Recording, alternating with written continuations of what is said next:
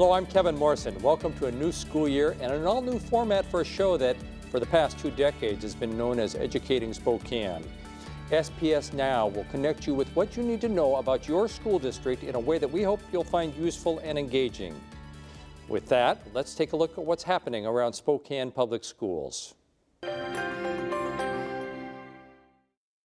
We'd like first to take the opportunity to welcome all of the new employees with Spokane Public Schools. We spoke with a few of our 140 new teachers just prior to the first day of class. Let's take a look.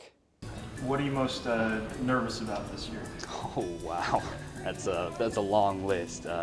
Nervous about meeting my students, kind of taking on all the requirements that teaching entails. Having confidence in my teaching skills is a little nerve-wracking. I want to get the first month over just so I know my students, I know the routines. I always do get nervous about, can we present enough information in enough diverse formats that will capture their attention, challenge their skills, and help them feel like they are successful learners. What are you most excited about this year? I'm really excited to be in a school community that has already really welcomed me. I'm most excited to get in the classroom and meet my students and find out what they're interested in. A lot of my kiddos are coming in from preschool and don't have any experience. I'm going to get to teach them how to write their name and learn their ABCs and see a lot of progress, hopefully. I've been working a lot with adults, and so now I get to go back and work with kids again, and I'm really excited. Hanging out with my kids, you know, doesn't even seem like a job, but it is. So I'm really excited. See more of what they had to say at spokaneschools.org/stories. The SPS Board of Directors and the Spokane Education Association signed off on a 3-year contract in August. The agreement included 6 separate contracts open for renewal in a variety of positions, including teachers and support staff. Staff will receive salary bumps between 1.5% and 3.5% in each of the next 3 years, depending on their position. This is in addition to any state-identified cost of living increases. The deal also includes changes to the English Language Learners Development Program, compensates professional development time for staff, and increases time for elementary counselors and special education staff to address student needs. Learn more about the agreements at spokaneschools.org/SPS Now. Over the past 5 or 6 years, Spokane Public Schools has made an effort to get students from all backgrounds to take more rigorous coursework.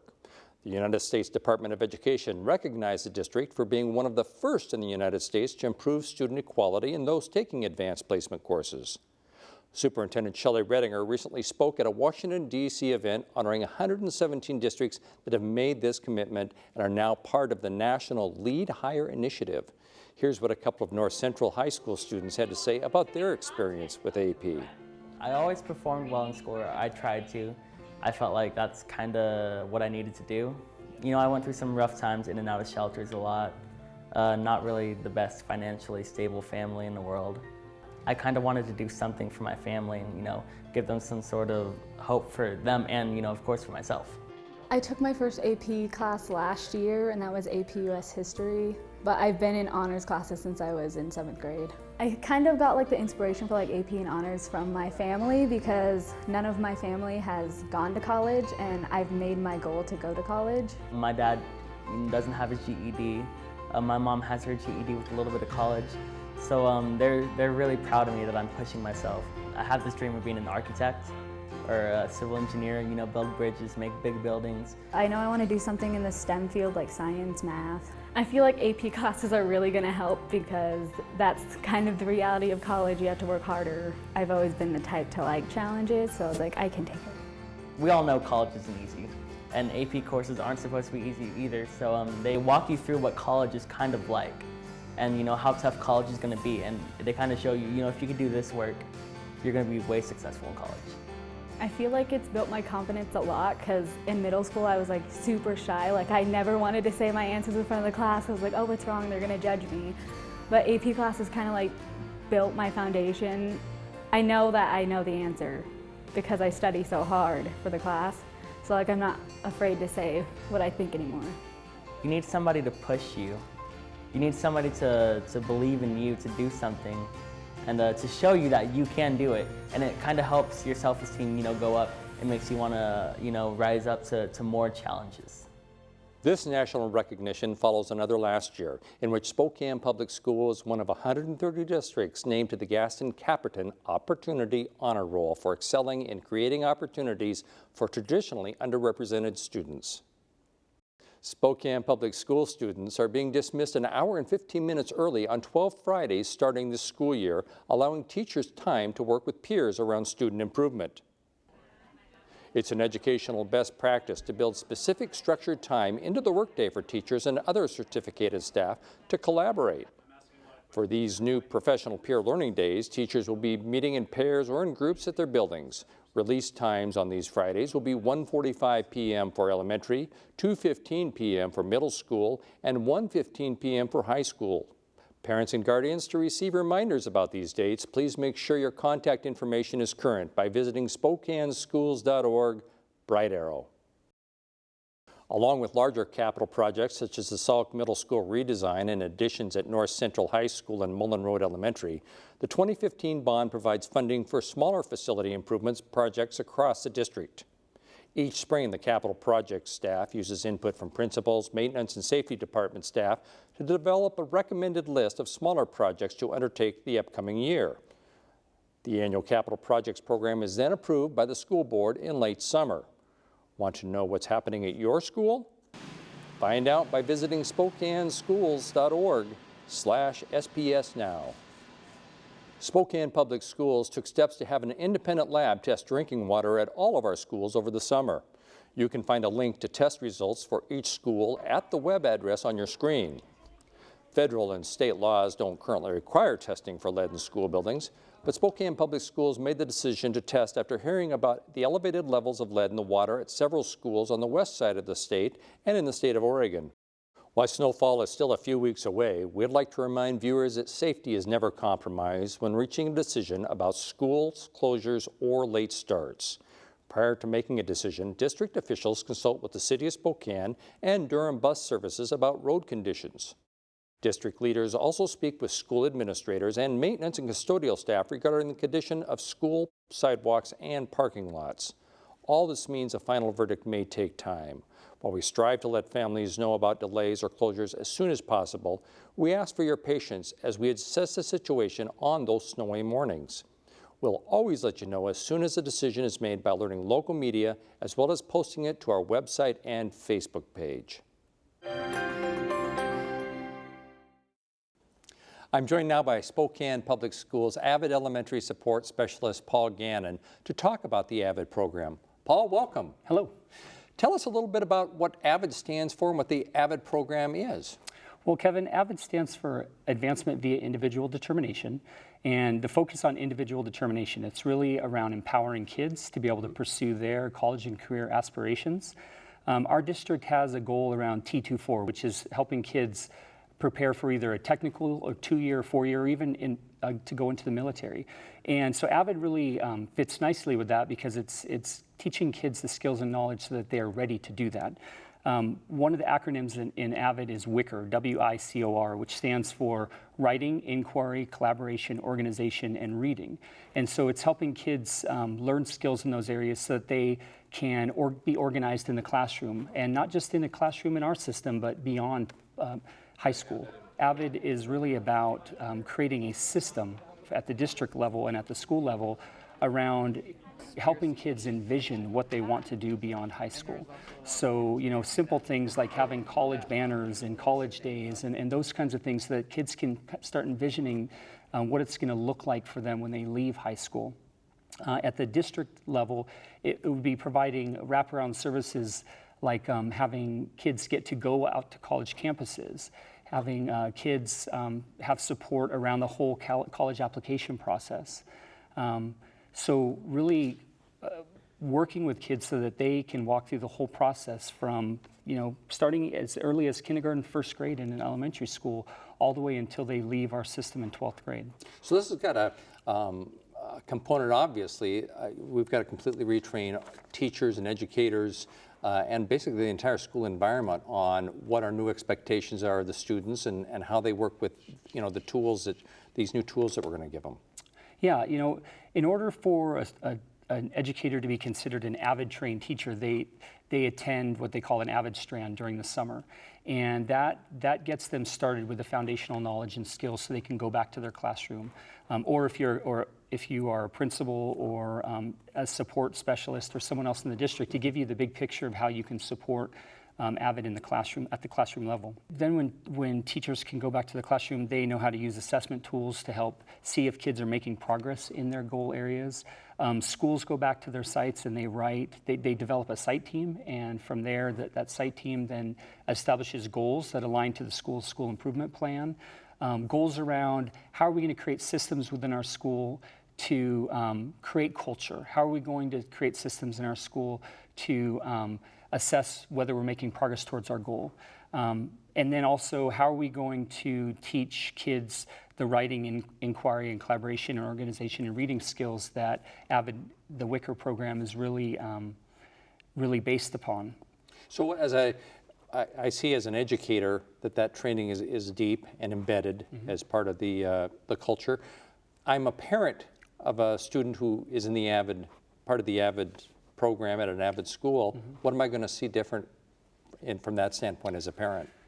You know, Avid, when it first started in our school district in 2004, started at the high school level at 2 high schools, North Central and Rogers High School. And over the course of the next 10 years, through about 2014, it expanded into all of our middle and high schools in what they call the Avid elective, to where kids were either self-identified or identified by their middle school or elementary school teachers to say, hey, this kiddo would benefit from being in an Avid class one day, every day for an hour, in learning all those skills I talked about earlier, so that they are ready when they get to college.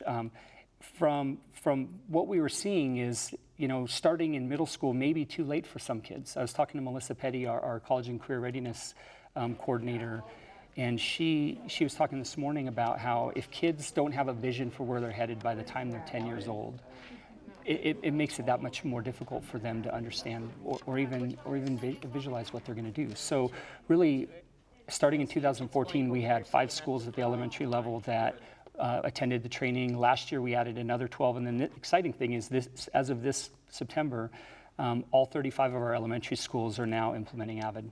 Great. And we're all at different places. You know, you talk about what does that look like from the parents' point of view. So they should see that Avid culture being developed in their child's school. So when they walk in, they should see a college-going atmosphere, you know, to where kids can start dreaming about where they might want to go to college, and even more importantly, what they want to do when they're finished with college. When I say college, like I said, that could be a 2-year, 4-year, or a technical degree. It could be going into and serving in the military. So they should be able to see all those different components in their school. It looks like you've got your work cut out for you, and all schools now are on board, so it's some very exciting work, and we look forward to seeing how it's implemented and the changes that we see. Thanks so much for joining us today, Paul. Thank you, Evan. And I know that people can find out more about Avid and the Avid program in Spokane Public Schools by, of course, going to our website. Learn more about Avid by visiting the web address on your screen. Thanks to a generous grant from the Empire Health Foundation, Spokane Public Schools has expanded our scratch cooking program to 26 school kitchens, with the goal of having all elementary schools offering fresh, local, and tasty scratch-cooked lunches to students by 2017. Our kitchen was one of the first rounds to step up and do that, and they spent a week doing summer training and learning from professional cooks how to prepare food that is healthy, nutritious for kids, that kids will actually like more and eat more. SPS kitchen staff learn things like knife skills, nutrition, the science of taste, and how to create new menu items. It's actually very interesting coming up with how to get all the ingredients together with such large amounts. I think it's very exciting. I think the kids are going to like it a lot better. They're getting healthier choices. When it's scratch and local, it's really good and they're really excited about lunch. Last year they had packaged turkey sandwiches and it didn't really taste like anything, and now they make them homemade and fresh, and turkey actually tastes like something. I asked this one student, I said, hey, what do you think of the school? How do you like it? He goes, I love it. He goes, the best part about it is school lunch. School lunch is awesome. Never heard that before. Among the new recipes is a scratch-made pizza that includes crusts made of grain, grown, milled, and baked right here in the Inland Northwest. My farm, North Face Farms, is located in and around Reardon. You can't ask for any more locally growing than, from here right into Spokane. It's our back door.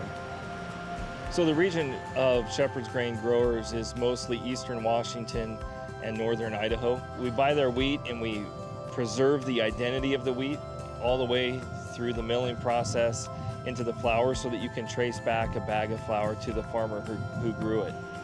Spokane Public Schools came to us as a local purveyor to try and create a scratch pizza crust that meet the nutritional specifications that are required. And we work directly with Shepherd's Grain to bring a product in that's milled locally at ADM, and that's the key ingredient, that's the base of the product. More local ingredients mean students can trace the path of their food all the way from field to fork.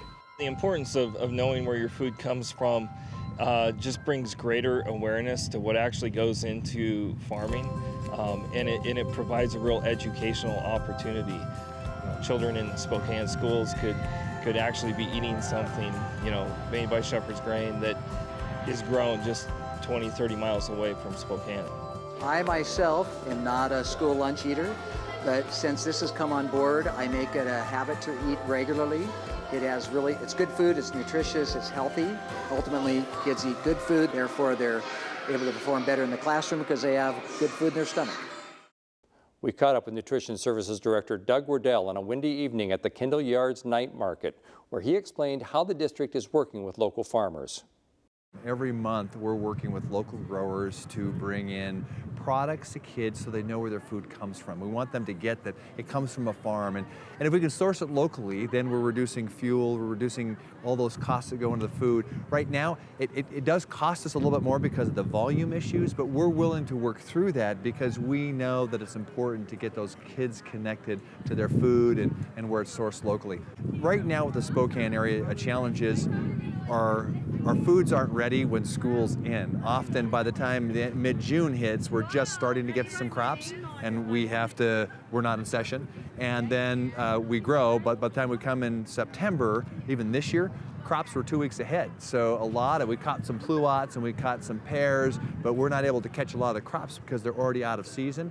We do have a lot of tuber products, so the potatoes, carrots, storage crops that'll hold. We're focusing on those right now because they seem to be a good win. And then there's other local, we got lots of grains. I mean, we got the Palouse. So Shepherd's Grain, grown right here in Reardon, is a part of our local breads, our local crusts, and our local products because we have said manufacture, buy it local. Now we can tell the kids, by the way, it was just grown right out here, right out in the Palouse, which is a wonderful story to tell. Let's now welcome one of the most recent arrivals to the Spokane Public School Board, Jarrell Haynes. Jarrell, thanks for being here. Thank you, Kevin. I appreciate it. Hey, first, please give us some background for those who may not know you or have seen you out during the campaign trail over a year ago. Why did you decide to join the Spokane Public School Board? Well, just a quick background on myself. I'm originally I was born in Charleston, South Carolina, and was raised in Somerville, South Carolina. My mother raised myself and 3 siblings of mine, and she raised us all to be very community-oriented people. That's one of the reasons why I joined the United States Air Force, and that's what brought me here to Spokane. I've been living in Spokane, stationed at Fairchild Air Force Base for the last 5 years or so. I started to get involved with multiple community organizations and mentoring children, and I was always striving for a way to give back even more of my time or more effort and be able to reach a much larger base of people. So when I saw the opening on Spokane Public School Board, I dove in headfirst, ran a really difficult, hard, long campaign, but in the end, it was all very much worth it. I get to service over 30,000 students on a daily basis, over 4,000 employees, and at the end of the day, that's all I really wanted to do. Great. What do you hope, it's a 6-year term, as I understand, so what do you hope to accomplish in those 6 years? Do you have a goal that you've set? You seem like a very goal-oriented person. Oh, most definitely. Well, one thing I know is that I can't accomplish any goals on my own, but what I would like for us to be able to do as a district is be able to lower the gap, the disproportionality in discipline. I would love to see the achievement gap decrease as well, while all at the same time increasing achievement overall and graduation rates overall, amongst many other things, of course. And there's plenty to do. Why is public education specifically important to you? Oh, wow. Well, like I said, my mother raised us to be very community-oriented people. She also taught us the value of education.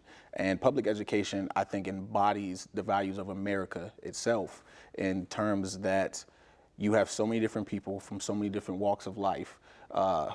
You know, you have rich and poor, big and small, American citizens and non-citizens, you know, English-speaking people and non-English-speaking children all coming together under one roof with one common goal, and that is to better educate themselves and learn not only from teachers but from each other. That's one big reason why I love public education. Another reason is that it provides opportunities for everyone. What have you learned most? You've almost served an entire year. Yes, sir. What's been most interesting and eye-opening maybe for you in that year? Well, I guess the most eye-opening experience for me was realizing how much work, how much time, and how much effort and research goes into making every single decision. You can't just dive in head first and think you have the solution to a problem, because you have to remember that it affects over 30,000 other people. We have 53 schools in this district, and you can't necessarily make this rush decision for this particular school because it'll in turn affect all of the other schools in our school district as well.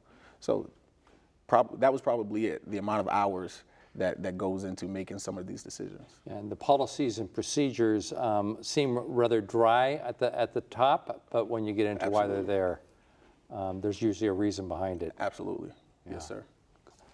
Thank you very much for being here, Jarrell. It's been a pleasure getting to know you a little bit more. And we'll also be getting to know our other new school board member, Paul Schneider, later in the program. Viewers can find links to more information about each of our school board members at spokaneschools.org/SPS Now.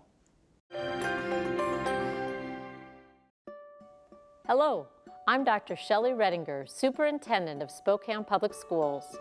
Much of the work we do as a district would be much more difficult without the support of organizations and individuals that serve our students in a variety of ways.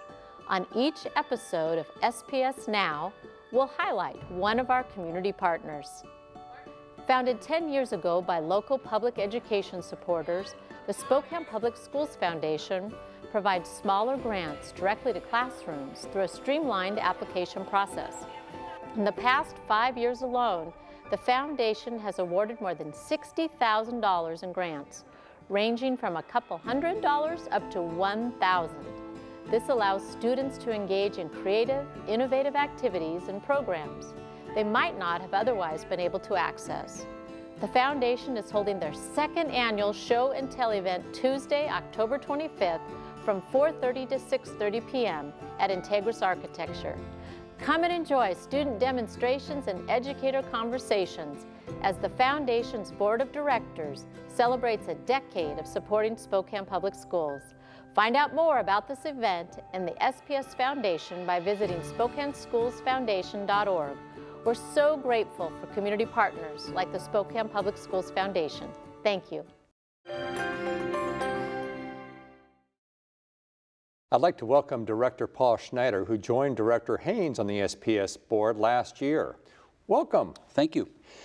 By way of introduction to the Spokane community, why don't you give us a little bit of your background and why you opted in to join the Spokane Public School Board? Well, first, let me say thank you for having me here today. It's been an absolute pleasure to be a part of this board. I am a Spokane native, was born and raised here, and my family's business has been education. I have a father who was a teacher for 30 plus years. My mom actually worked for Spokane Public Schools for the entirety of her career. And so public service in our schools has been kind of part of the lifeblood of my family. I myself am a school teacher, and so deciding to serve our students in this area has been a passion of mine for a very long time. I've been in the classroom now for about 20 years. And part of what I wanted to do was continue to serve our community and engage in schools and change in schools at a little bit different level. And so I decided that I thought running for the school board position would be a natural step and an opportunity to serve our community on a different kind of scale. Great. And you have students who are in Spokane Public Schools. Yes, I do. I have a 4th grader right now at Moran Prairie, Elsa, and she is having a wonderful time, has had a great experience at Moran Prairie. We've been just absolutely pleased with the education she's gotten. Great. And you've learned a lot. I imagine in this past year, the learning curve has to be tremendous for an organization the size of Spokane Public Schools. For you to learn the ins and outs. Yes, in fact, I serve in a district that's a bit smaller than Spokane Public Schools as a teacher, and so learning how systems work has been one of the interesting opportunities in terms of how the size functions, and the number of people that we serve is just enormous. And so it's been, as I said, though, a great opportunity. Great. And it's a 6-year term. You've got 5 years approximately left. What are the things and the initiatives that you'd like to see move forward? How do you see the district moving? What's your personal goals in moving the district forward for the next 5 years? Well, one of the things that I wanted to do was make sure that we tried to restore trust between our school board and district and our professionals in the classroom, and I think that we've moved the needle on that already. It was a wonderful start to this school year, a successful bargain. I also like to see us really emphasize that we are needing to educate all of our students, which I think we've done well. But we still have about 15% of our students who, for a variety of reasons, are still falling through the cracks. So I want to make sure that we're very intentional about what kinds of interventions we can do to serve the needs of those students and their families. I think also I want to make sure that I'm listening well to our professionals. I think they have a lot of great ideas, some of which we may not even heard yet. And so I talk a lot about building a bigger table, and so making sure that we include as many voices as possible for the kinds of things that we need to be doing to innovate and change as we move through the 21st century. There are so many things coming our way at such an enormous speed that I think being a part of that is great, but also intentionally listening to the folks in our community and in our schools already about how we're going to tackle those changes is a big priority for me. Great. Well, thank you very much for being here, and it's wonderful to have you as a member of the Spokane Public School Board. Thank you. It's been my pleasure so far, and I look forward to 5 more years. Remember to visit the web address on your screen to learn more about the school board, including how you can get involved. Thanks for watching, Spokane. This show is available alongside our other SPS programming at spokaneschools.org/stories, and it will air again on Comcast Channel 17 from October 7th through October 13th. Once again, you can find links to more information about anything mentioned during this show by visiting spokaneschools.org/SPS Now. We're going to leave you with some footage from a surprise announcement at Westview Elementary School last week, where Cathy Comfort was named the Dick Stannard Distinguished Elementary Principal of the Year. Congratulations, Cathy. Until next time, good night and have a great week.